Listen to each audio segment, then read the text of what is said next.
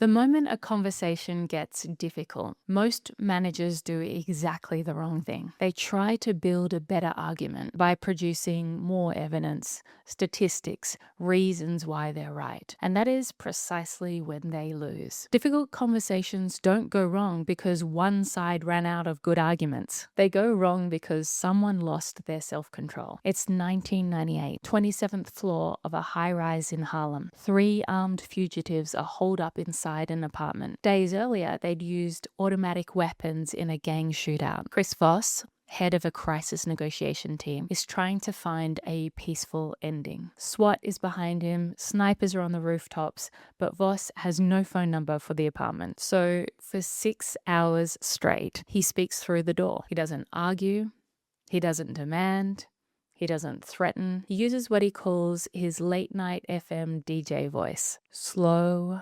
low, deliberate. And he says the same things over and over.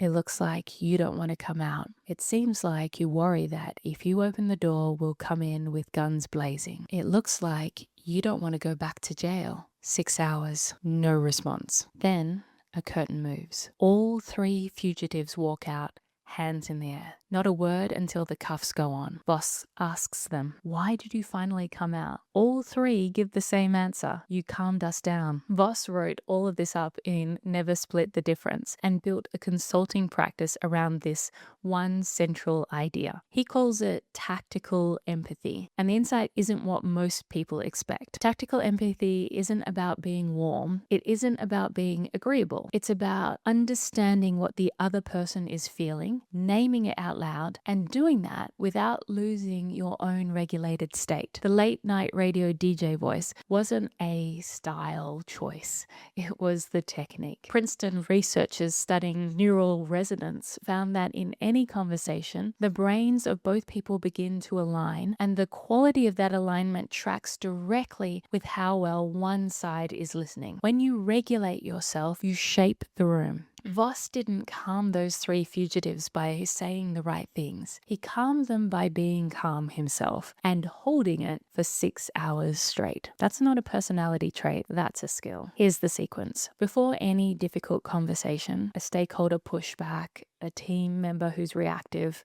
a client who won't move. Run this in order. Self-regulate first. Slow your breathing. Lower your register. If you're escalating internally, the conversation is already failing. Then validate. Name what you see. That sounds frustrating. Not sympathy, just acknowledgement. Then investigate. Tell me more. What's the real challenge here for you? Open-ended, no agenda in the question. And only then advocate.